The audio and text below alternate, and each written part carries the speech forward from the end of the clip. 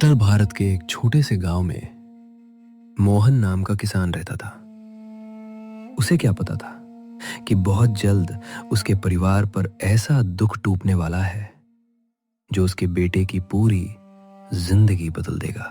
उसके पास ज्यादा जमीन नहीं थी, बस 2 बीघा खेत, एक पुराना घर और एक छोटा सा परिवार, पत्नी सरला और 8 साल का बेटा राजू। मोहन गरीब जरूर था, लेकिन मेहनती था। सुबह सूरज निकलने से पहले खेत पहुंच जाता और देर शाम तक काम करता। उधर सरला घर संभालती और राजू का ख्याल रखती। उनकी जिंदगी में पैसे कम थे, लेकिन खुशियां बहुत थीं। माँ और बेटे का रिश्ता। राजू अपनी माँ से बहुत प्यार करता था, इतना प्यार कि एक पल भी उसके बिना नहीं रह पाता था। जब भी स्कूल जाता, बार बार पीछे मुड़कर माँ को देखता और सरला मुस्कुराकर हाथ हिलाती। रात को जब पूरा गांव सो जाता, सरला अपने बेटे को सीने से लगाकर कहानियां सुनाती। राजा की, गरीब किसान की, ईमानदार इंसानों की, और हर कहानी के अंत में एक बात जरूर कहती। बेटा, हालात चाहे कैसे भी हों, कभी किसी का बुरा मत करना। माँ, मैं हमेशा अच्छा इंसान बनूंगा। सरला उसके माथे को चूम लेती। उसे क्या पता था कि जल्द ही उसकी सबसे बड़ी परीक्षा आने वाली है। एक दिन सरला खेत से लौट रही थी, तभी उसे चक्कर आया और वो सड़क पर गिर पड़ी। गांव वाले तुरंत उसे घर लेकर आए। मोहन घबरा गया। अगले ही दिन वो उसे शहर के अस्पताल ले गया। डॉक्टरों ने जांच की और जो कहा उसे सुनकर मोहन की दुनिया हिल गई। सरला को एक गंभीर बीमारी थी जिसका इलाज बहुत महंगा था। मोहन के पास पैसे नहीं थे। उसने अपनी जमीन गिरवी रख दी, घर के गहने बेच दिए, यहां तक कि बैल भी बेच दिया। लेकिन बीमारी बढ़ती गई।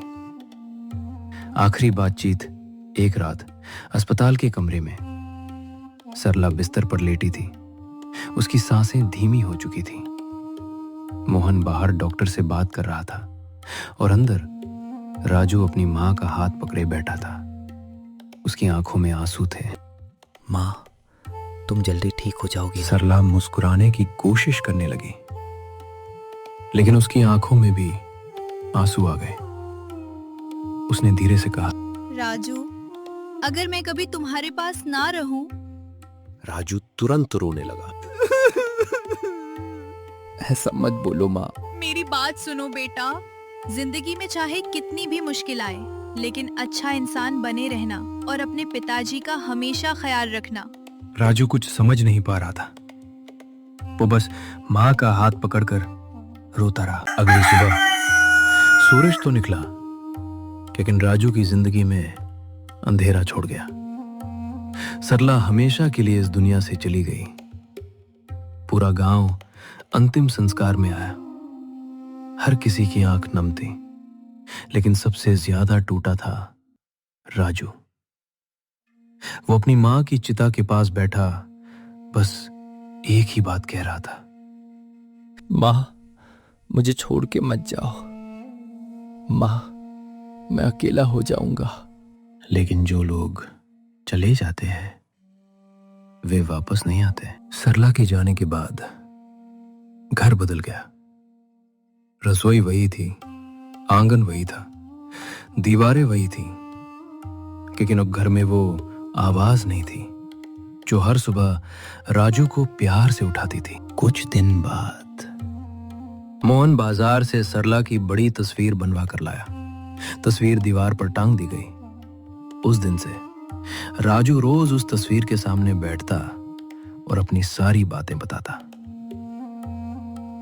माँ, आज मुझे पूरे नंबर मिले हैं। लेकिन अगले ही पल उसे याद आया कि अब तस्वीर में दिख रही माँ उसकी बातों का जवाब नहीं दे सकती। उसकी आंखें भर आईं। वो तस्वीर को देखता रहा और धीरे से बोला, काश तुम वापस आ जाती माँ। समय धीरे धीरे बीतता गया। सरला को गए हुए 6 महीने हो चुके थे, लेकिन राजू का दर्द कम नहीं हुआ था। उधर मोहन भी अंदर से टूट चुका था।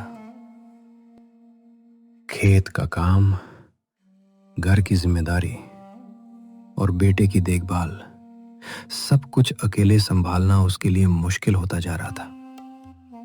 गांव के लोग उसे समझाने लगे, मोहन, तुम्हें दूसरी शादी कर लेनी चाहिए। राजू को भी माँ का प्यार मिल जाएगा। पहले तो मोहन ने इन बातों को नजरअंदाज किया, लेकिन धीरे धीरे उसे भी लगने लगा कि शायद यही सही होगा। कुछ महीनों बाद पास के गांव की एक महिला कमला मोहन की जिंदगी में आई। कमला विधवा थी और उसकी कोई संतान नहीं थी। गांव के बुजुर्गों की सलाह पर मोहन और कमला की शादी हो गई। शादी वाले दिन राजू एक कोने में खड़ा था। उसके चेहरे पर कोई खुशी नहीं थी। उसे लग रहा था जैसे उसकी मां की जगह कोई और ले रहा है। शादी के बाद कमला पहली बार घर आई। उसने सबसे पहले सरला की तस्वीर के सामने हाथ जोड़े, फिर राजू के पास जाकर मुस्कुराई। राजू बेटा, आज से मैं भी तुम्हारी माँ हूँ। राजू ने कोई जवाब नहीं दिया। वो चुपचाप अपनी मां की तस्वीर को देखने लगा। कमला ने उसके सिर पर हाथ फेरा, लेकिन राजू का दिल अभी तैयार नहीं था। उसे अपनी असली मां की याद हर पल सताती थी। फिर भी कमला ने हार नहीं मानी। अगले कई दिनों तक वो राजू का बहुत ख्याल रखने लगी। उसके लिए पसंद का खाना बनाती, स्कूल के लिए तैयार करती और रात को कहानियां भी सुनाती। धीरे धीरे राजू का मन पिघलने लगा। उसे लगने लगा कि शायद कमला सच में उससे प्यार करती है। लेकिन उसे क्या पता था कि आने वाले समय में, लेकिन राजू को क्या पता था कि जिस प्यार को वो अपनी नई जिंदगी की शुरुआत समझ रहा था, वही प्यार बहुत जल्द उसकी जिंदगी का सबसे बड़ा धोखा बनने वाला था। एक रात जब पूरा गांव गहरी नींद में सो रहा था, कमला चुपके से घर के पीछे गई। वहां पहले से एक अजनबी आदमी उसका इंतजार कर रहा था। दोनों धीमी आवाज में बातें करने लगे। अब ज्यादा देर नहीं करनी चाहिए, इसे हमेशा के लिए रास्ते से हटाना होगा। उसे बिल्कुल अंदाजा नहीं था कि उनकी बात कोई सुन रहा था। घर के पीछे पुराने आम के पेड़ के पास दीनानाथ खड़े थे। उनके हाथ कांपने लगे। उन्होंने अपनी जिंदगी में बहुत बुरे लोग देखे थे, लेकिन एक मासूम बच्चे के खिलाफ ऐसी साजिश पहली बार सुन रहे थे। उस रात दीनानाथ बिल्कुल नहीं सोए। बार बार उनके दिमाग में एक ही बात घूम रही थी। अब समय आ गया है, राजू को सच बताना होगा। लेकिन वो सच इतना बड़ा था कि उसे सुनकर किसी की भी दुनिया हिल सकती थी। उधर राजू अपनी मां की तस्वीर के सामने बैठा था। उसकी आंखें सूज चुकी थी। उसे लग रहा था कि अब इस दुनिया में उसका कोई नहीं है। माँ, अगर तुम होती तो मुझे ऐसे कभी रोने नहीं देती। इतना कहते ही उसकी नजर तस्वीर के फ्रेम पर गई। फ्रेम थोड़ा सा टेढ़ा था। जब उसने उसे सीधा करने की कोशिश की तो पीछे से एक पुराना कागज नीचे गिरा। राजू चौंक गया। उसने धीरे धीरे कागज खोला। वो उसकी मां की लिखावट थी। उसके हाथ कांपने लगे। पत्र में लिखा था, मेरे प्यारे बेटे, अगर तुम ये पत्र पढ़ रहे हो तो शायद मैं इस दुनिया में नहीं हूं। राजू की आंखों से आंसू बहने लगे। वो तेजी से आगे पढ़ने लगा। बेटा, तुम्हारे बारे में एक ऐसा सच है जो मैंने आज तक किसी को नहीं बताया। जब समय आए तो दीनानाथ पर भरोसा करना, वही तुम्हें पूरी सच्चाई बताएंगे। बस इतना ही लिखा था, लेकिन यही कुछ लाइनें राजू के मन में 1000 सवाल छोड़ दें। अगली सुबह राजू सीधे दीनानाथ के घर पहुंच गया। दीनानाथ उसे देखकर चौंक गए। राजू ने बिना कुछ कहे मां का पत्र उनके हाथ में रख दिया। पत्र पढ़ते ही दीनानाथ की आंखें भर आईं।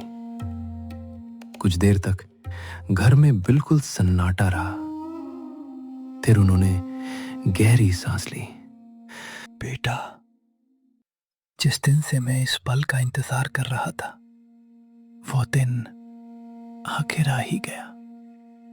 दीनानाथ उसे घर के अंदर ले गए। कमरे के कोने में एक बहुत पुराना संदूक रखा था, जिसे उन्होंने वर्षों से किसी के सामने नहीं खोला था। धीरे धीरे उन्होंने संदूक खोला। अंदर कुछ पुराने कागजात, एक तस्वीर और एक चांदी का लॉकेट रखा था। राजू की नजर तस्वीर पर पड़ी और वो हैरान रह गया, क्योंकि तस्वीर में उसकी मां सरला खड़ी थी, लेकिन उसके साथ जो आदमी था वो मोहन नहीं था। ये कौन है? उसने कांपती आवाज में पूछा। दीनानाथ कुछ पल चुप रहे, फिर बोले, ये तुम्हारे असली पिता है। राजू के पैरों तले जमीन खिसक गई। उसे लगा जैसे पूरी दुनिया घूम रही हो। क्या? लेकिन मेरे पिता तो मोहन है। नहीं बेटा, मोहन तुम्हारे पालने वाले पिता है, लेकिन तुम्हारे जन्मदाता वीर प्रताप सिंह थे। राजू की सांसें तेज हो गईं। उसे समझ नहीं आ रहा था कि आखिर ये सब क्या हो रहा है। फिर दीनानाथ ने वर्षों पुरानी कहानी सुनानी शुरू की। कई साल पहले सरला की शादी एक ईमानदार जमींदार वीर प्रताप सिंह से हुई थी।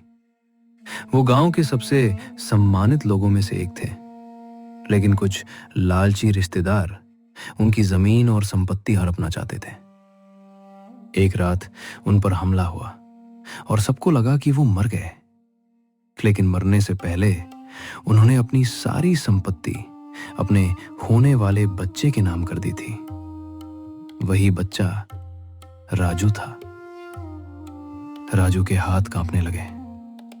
उसे पहली बार समझ आया कि कमला उससे नफरत क्यों करती थी, क्योंकि अगर एक दिन ये सच सामने आ गया तो करोड़ों की जमीन का असली मालिक वही बन जाता।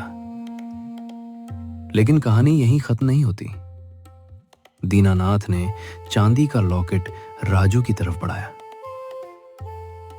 ये तुम्हारे पिता की आखिरी निशानी है। राजू ने कांपते हाथों से लॉकेट पकड़ा और पहली बार उसे लगा कि उसकी जिंदगी उतनी साधारण नहीं थी जितनी वो समझता था। लेकिन उसी समय दरवाजे के बाहर एक परछाई खड़ी थी। वो सारी बातें सुन चुकी थी और वो कोई और नहीं, कमला थी। उसके चेहरे का रंग उड़ चुका था, क्योंकि जिस सच को वो सालों से छिपा रही थी वो अब बाहर आने लगा था। अब ये लड़का जिंदा नहीं रहना चाहिए। उस रात राजू अपने कमरे में सो रहा था। अचानक उसे बाहर कुछ आवाजें सुनाई दी। अब ये लड़का जिंदा नहीं रहना चाहिए। वो उठकर खिड़की के पास गया और उसने देखा 2 आदमी घर के पीछे खड़े थे। उनमें से एक वही अजनबी था जिससे कमला पहले मिल चुकी थी। राजू डर गया। वो तुरंत दीनानाथ के घर की ओर भागा। रात गहरी थी, हवा तेज चल रही थी। दीनानाथ ने दरवाजा खोला और राजू की हालत देखकर सब समझ गए। उन्होंने बिना समय गवाए एक पुराना बैग निकाला। उसमें कुछ कपड़े, कुछ पैसे और कुछ जरूरी कागजात रखे। फिर बोले, बेटा, अब यहां रुकना सुरक्षित नहीं है। तुम्हें अभी गांव छोड़ना होगा। लेकिन दादाजी, मैं जाऊंगा कहाँ? जहां मेहनत होगी वही तुम्हारा रास्ता बनेगा। अगली सुबह राजू शहर पहुंच गया। उसके पास रहने की जगह नहीं थी, खाने के पैसे नहीं थे और पहचानने वाला कोई नहीं था। पहले दिन उसने स्टेशन पर रात बिताई। दूसरे दिन एक ढाबे पर काम मांगा। मालिक ने उसे देखा और कहा, काम करोगे? जी, कुछ भी कर लूंगा। सुबह 5 बजे उठना, बर्तन धोना, टेबल साफ करना, ग्राहकों को पानी देना और रात देर तक काम करना, यही उसकी दिनचर्या बन गई। लेकिन एक बात नहीं बदली, उसने पढ़ाई नहीं छोड़ी। दिन में काम और रात में पढ़ाई। ढाबे पर उसकी मुलाकात अमन नाम के लड़के से हुई। दोनों जल्दी अच्छे दोस्त बन गए। एक दिन राजू सड़क किनारे बैठा था, तभी एक बड़ी गाड़ी उसके सामने आकर रुकी। उसमें से उद्योगपति शेखर मल्होत्रा उतरे। इतना परेशान क्यों हो? राजू ने अपनी पूरी कहानी बता दी। तुम्हारी आंखों में हार नहीं है। क्या तुम मेरे साथ काम करोगे? राजू ने तुरंत हाँ कर दी। यही फैसला उसकी जिंदगी बदल दिया। शेखर ने उसे अपने ऑफिस में काम दिया। राजू ने दिन रात मेहनत की। उसकी ईमानदारी और लगन ने सबका दिल जीत लिया। कुछ वर्षों बाद वो कंपनी का साझेदार बन गया और फिर करोड़ों की कंपनी का मालिक। उधर गांव में समय बीतता रहा। कमला बूढ़ी हो चुकी थी। मोहन बीमार रहने लगा था। जिन लोगों के लिए उन्होंने राजू को दुख दिया था, वही लोग उन्हें छोड़ चुके थे। एक दिन राजू को दीनानाथ का फोन आया। बेटा, अब वापस आ जाओ। सच सामने लाने का समय आ गया है। मैं आ रहा हूँ दादाजी। उसकी गाड़ी गांव पहुंची तो पूरे गांव में खबर फैल गई, राजू वापस आ गया। सबसे पहले वो दीनानाथ से मिलने गया। मुझे पता था तुम जरूर वापस आओगे। अगले दिन गांव की चौपाल में सभा बुलाई गई। पूरा गांव वहां मौजूद था। दीनानाथ ने वर्षों पुराना सच सबके सामने रख दिया। राजू कोई साधारण लड़का नहीं था। वो वीर प्रताप सिंह का बेटा और उनकी संपत्ति का असली वारिस था। दीनानाथ ने सारे दस्तावेज सबके सामने रख दिए। अब सच छिप नहीं सकता था। कमला फूट फूट कर रो पड़ी। वो राजू के पैरों में गिर गई। मुझे माफ कर दो बेटा, मैं लालच में अंधी हो गई थी। अगर इस कहानी ने आपके दिल को छुआ हो तो इसे शेयर जरूर कीजिए और कमेंट्स में लिखिए, मां का प्यार दुनिया की सबसे बड़ी दौलत है। जय हिंद।